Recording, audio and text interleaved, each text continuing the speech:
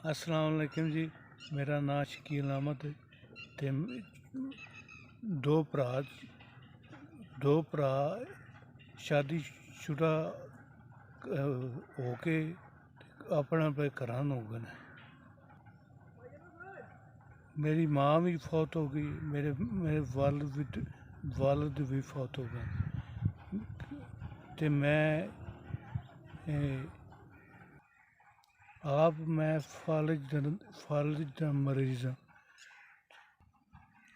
फालिज की वजह तो ज़िंदगी बिल्कुल ख़त्म हो गई, मेरी मंगनी भी टुट गई ते मैं कल्ला ज़िंदगी गुजार रहा।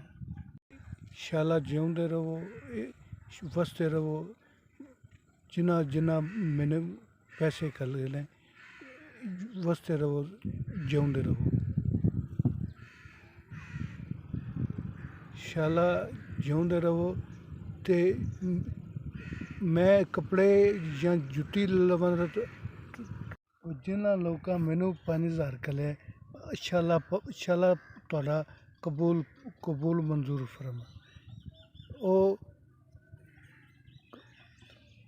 अल्लाह तुहानू अर्शां दे रंग लाए, अल्लाह तुहानू अर्शां दे रंग लाए, मौला कबूल फरमाए।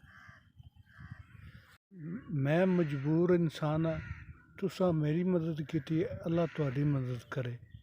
आमीन सुम्मा आमीन सुम्मा आमीन।